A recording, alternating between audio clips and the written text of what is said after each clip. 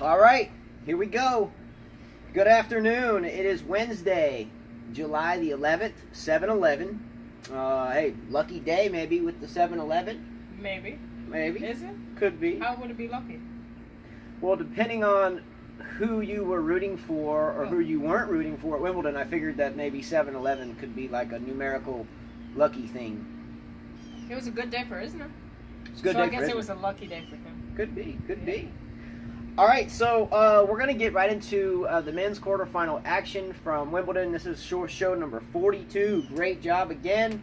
I've been grinding this one out. Grass court season is about to finish here in the next few days, and today was definitely a wonderful, exciting day in terms of matches across the board. So we're going to get right into that. A quick period at the end of an ongoing sentence that I've been talking about, which is the Wild Boar soccer team in Thailand. Again, that mission has been completed successfully.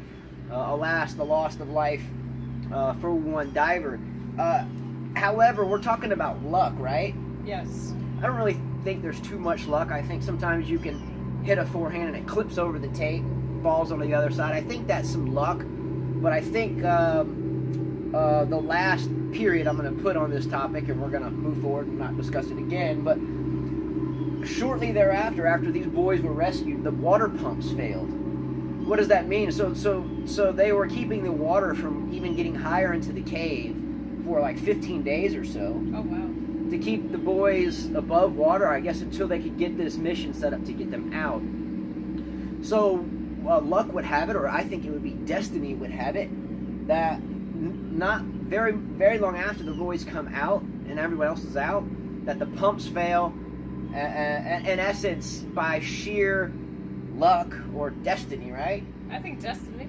The kids got out. So I figured 7-11, we were talking about luck in Wimbledon, and hey, I think that's great. So anyway, glad that came out well, but I was talking about luck when I was writing what I wanted to discuss, and then I came across the pumps failed shortly after they were removed. So I thought it was a little... it could have to do with luck and destiny, Justin. Yeah. Lucky that they got out in time, or maybe it was supposed to happen that way. Who knows? Yeah, I think that was some destiny and a lot of and a lot of hope and positive energy that was dealt into those pumps. I kept those pumps going until... Right. So anyway, I thought it was fitting and highly coincidental. I was writing about the 7-11 being a lucky day for some at Wimbledon, and all of a sudden I saw that article. So I figured I'd throw it in and put the dot on the end of the sentence, and we'll say goodbye to that topic, and hopefully we learn from that ordeal. All right. So, oh, by the way, and I saw a picture, by the way, of these Thai seals, the Thailand seals. I mean, they'd be like the last group of guys that ever want to make mad. You know what I mean? Well, they're supposed to be tough. Any Navy SEAL is supposed to be tough. Yeah, extremely fit, extremely humble, and had a smile on their face, given what they just had done at the time of the picture, was shortly after the whole ordeal had finished. So, man, great training, great fitness, and great discipline to accomplish this mission. And I think everyone today at Wimbledon that got through their matches exemplified that. All right, so as always, if there is a viewer shout out, again, we do this for you. That is those watching. So if someone watches the show and finishes a thought that maybe we were brainstorming about, or maybe we had brought up and didn't quite get the facts right, that we'll always do that first. Yes. So we have a heavy hitter here that has finished a lot of thoughts for us and I wrote here with a lot of crisp winners down the information and facts line. So I actually enjoy his comments. yeah, I mean, they're really well done. So we're mentioning Vlad's music box once again. Truly amazing with the information. So I'm going to start calling it when you bring out a fact or a comment, and it's really spot on, because a lot of ours are not. Well, we try to make them, but sometimes we flaw, or unforced error rather. So he tends to hit heavy topspin right down the information and facts line. All right, so anyway, I'm going to mention what it was about. So we were brainstorming yesterday on how many majors Kerber had on the women's side, and whether or not she had a Wimbledon, and we couldn't remember if it was the U.S. and the French, or if it was the U.S. And anyway, the second thing that we were kind of brainstorming, not written, and it just came up, was the two Italian girls that met in the U.S. Open. What year it was, we didn't know. Right. And who they beat, or who beat Serena? Who beat Serena? Because we were talking about Georgie's, that she's that type of player that could beat Serena, like this person. Yeah, thank you. Yeah, definitely. So, the two Italian players, we had named one, but we did not have the other one. Correct? Correct. I couldn't remember her name. So now I do. Within about 1 hour of us downloading the show from yesterday, and again, we'll try to do this in one show again as we did yesterday, but generally when there's a lot, it goes two, and I think we may have to go two. But within an hour of a download, I got an absolutely wonderful response to these two conundrums. So his facts, he looked them up, not my research. Was Kerber had 2 slams. It was the U.S. and of course not Wimbledon and not the French, but it was 1 U.S. and 1 Australian. Furthermore, indicated that she reached the Wimbledon final in 2016 and lost to Serena. Then went on and indicated the Italian players that met one another, and that was Vinci and Panetta. I think you mentioned Panetta, and she was searching for Vinci. Right, I couldn't remember. So, and then in that year, it was Vinci that beat Serena in the semi. So, look, that's all Vlad. And by the way, Vlad, it's an honor to have you as our free research technician, right? Anyway, that's big stuff, man. Really, really, really big stuff. So, much appreciated. Hey, it's always nice to have spot-on comments and appreciate it very much. So, good job on that one. All right, so we're going to jump right into the matches from today. I'm going to check the camera real quick because we're fixing to dig in. Oh, yeah, we're good. All right, so here we go. So match number 1 of the day was Djokovic and Nishikori, 4-setter. You want to start this one off? No, you can start it. All right. The match, I felt like, started out really even though it was a 6-3 set. I think the thoughts I had in my head were basically one, man, they run a lot. You know, I mean,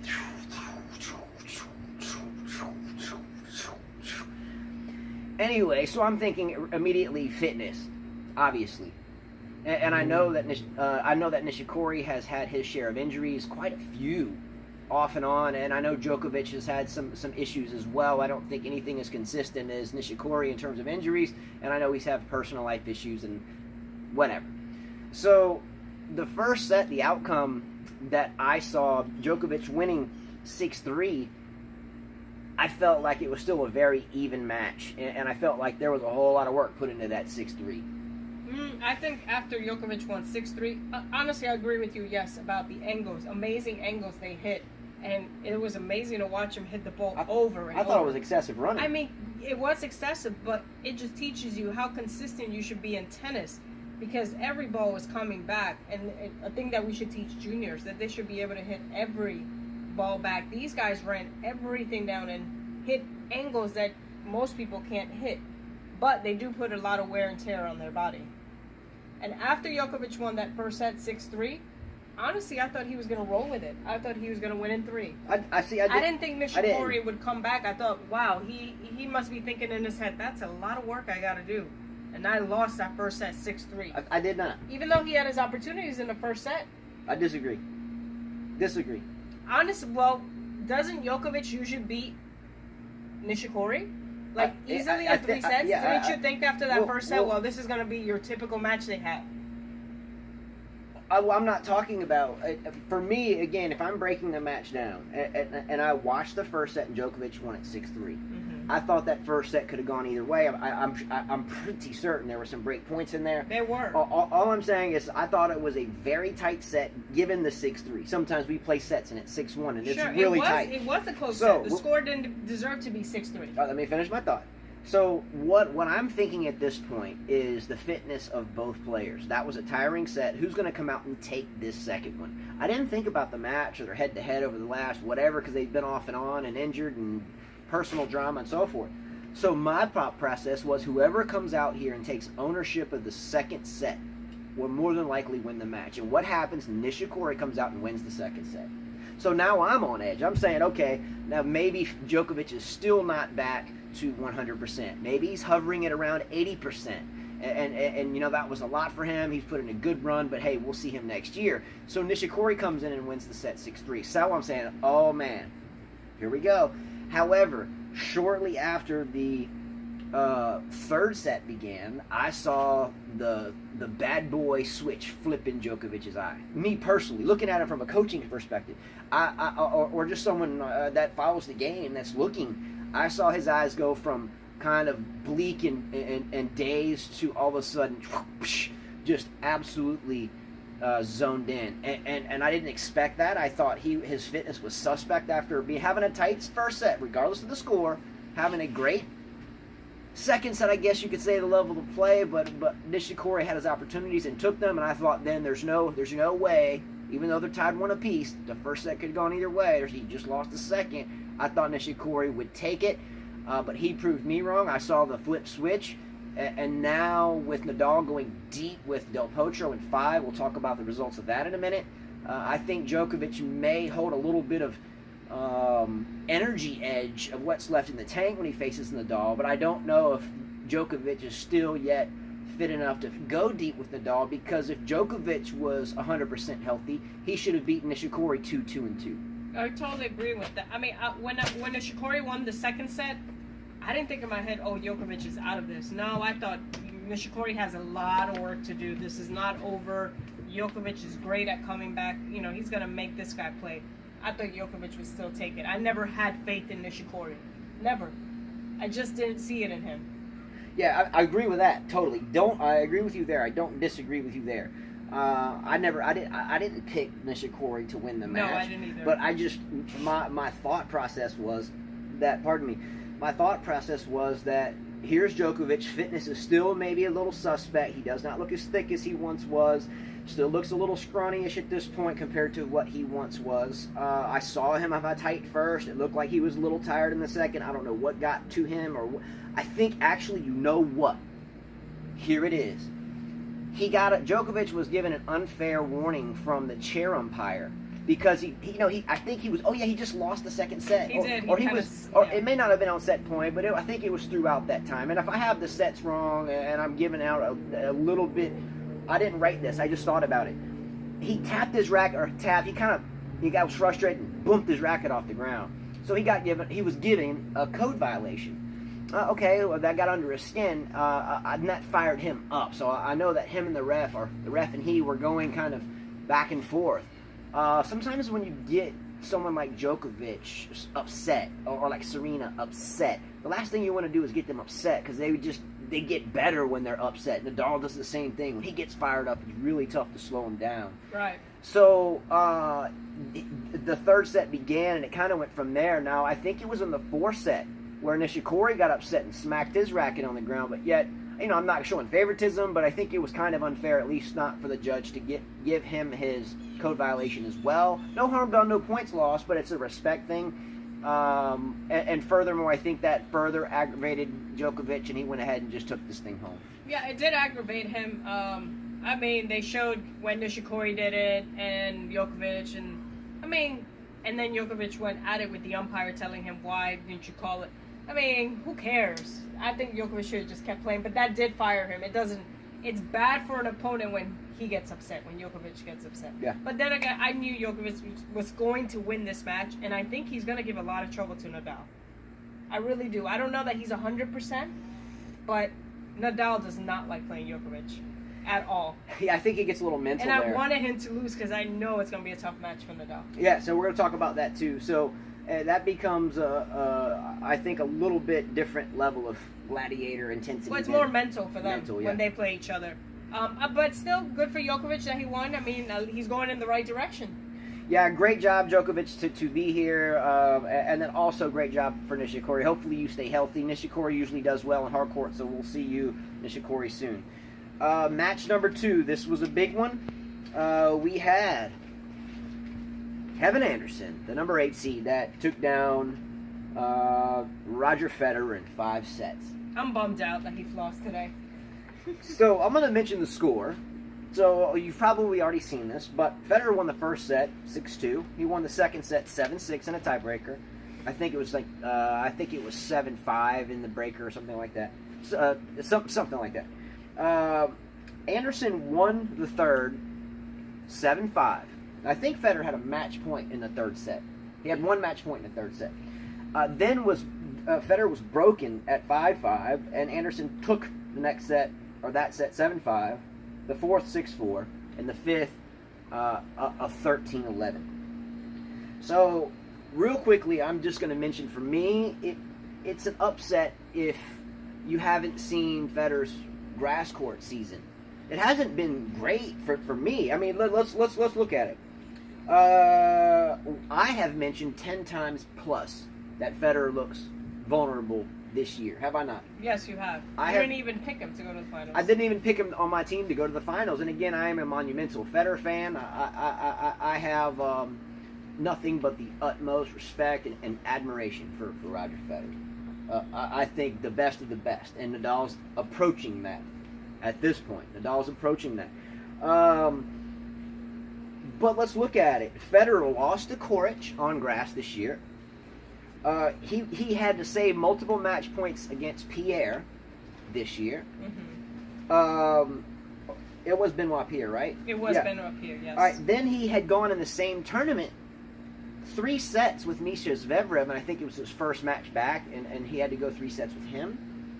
So he's been really, really, really, really, really tested by the somewhat good people. And we were all talking about he's done really good this Wimbledon, but who has he really played? I think he met a real big test with a 70-80% of his best Federer. And I said yesterday that Anderson had to go to the office and have an absolute brilliant, perfect day at the office. Which he did. He almost did. Yes. Well, it started out just like any other ordinary day, and Federer made him pay for that. But I read a comment that Anderson stated that, hey, I just kept positive and kept telling myself today is going to be my day. Wow. I really like that. I love that thought process. It's the kind of tennis player Anderson is. Everything that I have ever seen from Anderson throughout his entire career has really been standing ovation, humble type stuff. He deserves to win today. He played better today. Now, Federer had his opportunities, but before we get into the specific opportunities and so forth, what do you think about the match? I mean, do you disagree? Do you agree? No, before they started, I really thought that Federer was going to beat him in 3 sets. I didn't think Anderson had a chance, but I do agree with you with what you said yesterday, that his serve had to be on point. And once Federer won the first 2 sets, honestly, I changed the channel. I thought, this is over. He has no chance. Instead, I was watching the beginning of Potro and Nadal. I didn't watch the rest until it got interesting, until they put them both on split screen. When Anderson won the third one and about to win the fourth one. He did look like he was in trouble after the fourth one. He didn't look like your normal Federer. He had so many points that were easy, that he was losing. You know, that normally he wouldn't have a hard time with. I mean, Anderson had him running too, which is, you rarely see that at grass with Federer. Someone put him to run like that. I'm happy that Anderson won. Bummed out Federer lost, but you know what? He won so many Grand Slams. It's time for somebody new to win. Yeah, and not that Anderson's new. He's think he's 36. I mean, a new Grand Slam champion or Nadal. And pardon if some ambient background noise just occurred, because there is a building in our distance that has a loud AC. And so if it makes some background noise, we'll try to speak up a little bit. Okay. So for me, the 5th set came, and I thought maybe Federer was looking a little, not lethargic, but I felt like instead of being really aggressive, he looked like he was more 30% or 40% of the time aggressive. I felt like he was on his heels a lot instead of more coming forward. The slice came into play a lot. There was a lot of times where he'd have an open court or an open cross-court shot for a winner, and he'd just slice it back down the line, and he'd come in behind it, and Anderson would kind of pass him by, but neither here nor there. So the 5th set comes into play, and for me, I thought I saw a Federer that was simply really trying to just hang in there. I'm not saying he looked defeated, but to me, I thought he looked more defensive and was thinking or hoping that he could kind of not push his way, but not just go for it way, and kind of just sometimes like when I play you, I feel like if I can just keep. But what happens is I usually dump balls in the net on returns, which these are the circumstances I bring him up. So sometimes I'll play her and I'll get up and I really like to win. And sometimes I'll find myself, she's serving and it's a mediocre serve or not a lot of pace, and I just stick my racket out there and lo and behold, I hack it into the darn net. So I saw this from Federer today. The same thing coming to the net behind shots or serving volleying. There was a lot of volleys that were just dinked into the net and not really taped. I'm talking below the net. So I just felt like Federer didn't look but about 75%, hence why he lost to a 75% of his greatness type player.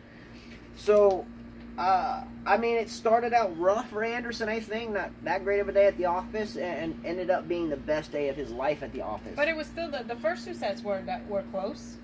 They weren't bad, right? No, it was 6-2, 7-6, but, think of the mentality being down 2 sets on court 1, this was on court 1, on court 1 at Wimbledon to Federer, and to hang in there for 3 more sets. But hasn't Federer done this before? Yes, and we're going to get into that too. That's a very good point. So we read an article this morning where I guess someone indicated that was the first time Federer had lost down 2-0 since the U.S. Open in 2011. I must correct that because that's kind of correct, but it's kind of incorrect as well, because the same year in 2011, Tsonga beat Federer in the quarterfinals while Federer was up 2-0 on center court. That's right. At Wimbledon. Yes, I remember that. So, back-to-back majors, 2011 Wimbledon, Federer lost to Tsonga in 5 up 2 sets. Then in 2011, he lost up 2 sets to Djokovic, and then happened again today at Wimbledon. So that's 3 majors. And I think, actually, we can go back further. I think Tommy Haas did it to him. We saw, no, the statistics was, or anytime he had someone match point at a Grand Slam, it happened with Tommy Haas in 2002, I think. That long time ago, and it happened with Djokovic. Right. Who was the other player? There was a few other players that's happened with. I don't recall them right off. I honestly don't, but I know one of them was Haas. Marat Safin was another one. Safin was one of them. Yeah. Yes. So it's happened. Obviously, he's human. He's not perfect. He won the Australian. What more do we want from Roger Federer? Yeah, good job, both guys. Obviously, great job, Anderson. The match that you will have will be very much kind of the same, and we'll discuss that as well. But your comments, where does Federer go from here? Does he play another year? What does he go for another major and go out on kind of a Sampras, i.e., metaphorically speaking, U.S. Open, where he wins the U.S. Open when he's not... Where does he go from here? Where does Federer go from here? Comment about it. We like comments. Leave comments. But where does he go from here? What do you mean, where does he go from here? He still has a lot of tennis in him. He's number 2 in the world and keeps going back to 1 and 2. Just because he lost Wimbledon doesn't mean anything. So does he play again next year? I didn't think he was going to play next year after the Australian Open. I thought this was his last year, but now I think he'll come back because I think he wants Wimbledon. And he has a chance. He's playing better tennis than the rest of 3 to whatever. Yeah. It's not like he's in Sampras' situation. Sampras was different. He was out of the top 20. I think he was like 30-something. He hadn't won a slam in a long time, and for him, he won the U.S. Open. We didn't even know he was going to retire. He didn't come back. And I think he beat Agassi in that U.S. Open. Yeah, we didn't know he was going to retire. He decided to retire. For him, it was the right time, but Federer still has a lot of game in him. Yeah, I think we see Federer next year. Okay, good job, Federer, and great job, Anderson. Next, moving forward, Del Potro versus Nadal. True battle today. 5-setter, tight the entire way. I'll just give you some quick tidbits, and I'm going to let her talk about this one. Nadal is her boy. So there was a lot of slipping and sliding. Del Potro was falling a lot. A bit of a scare there for his wrist was tightening up on him a little bit. It was a big time match. Nadal was hitting precision topspin missiles up the line, and Del Potro's just creaming forehands at his discretion at times and sometimes not. Hence the 5 sets. But what a gladiator match. A whole lot of energy here, a whole lot of heart, and at the end of the match, an entirely amazing amount of sportsmanship. I only saw the first. I saw the first and second set. I had to leave to do errands with the kids, but I heard it on Wimbledon radio, and it was exciting to hear it. I mean, after Nadal took the first set, you know, I told you, oh, he's gonna run with it. Even you said, oh, he looks unstoppable. He looks like he's ready to win his 18th Grand Slam, and I thought the same thing, you know, because Potro was playing well, even on the first set. I mean, they were both fighting, but then when Potro won that second set, I thought, Nadal's in trouble. Big time because match. Potro Big time has match. he can beat Nadal, you know? I mean, he won that second set, and then I hear on the radio he wins the third set. I thought he was out. It was grinding. I thought, oh my gosh, he's done. The scores were 7-5, 6-7, 4-6, 6-4, 6-4. There was one point that it was so energetic and so fun to watch. And I think this point actually ended in Potro's favor. I remember seeing Nadal. It was just a blistering point, both of them. And Nadal runs from one side of the court to the other and stumbles into the crowd, and the crowd catches them, and everybody's on their feet, and they gently get Nadal out of the crowd. Everything was great. Truly, I mean, those are the type of points that this match had, and they were abound. There was a plethora of these points.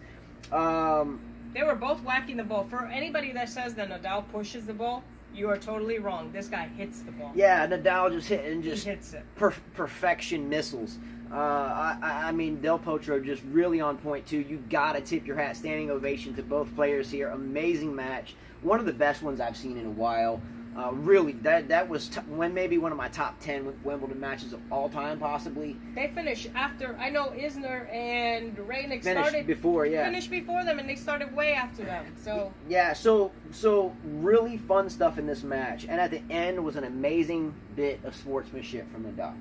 So her and I have kind of been at each other's heels. Me being, at least we watched Nadal and Federer play since they were very young, and we have always said, well, he's better than the other, and she says that, Nadal's better than the other, and so forth. So we've watched them win their first majors, and here they are with their potential 18th, maybe, and someone at 20, and we've always had the greatest of all time battle. I'm not going to get into that. Maybe we can do that on another video, but I think it's redundant because so many people do this. I love them both. I love them both. I think it's closer, though. I changed my mind. Like, before I would say, now it's like I have the utmost respect for both of them. Honestly, whoever wins, I'm happy.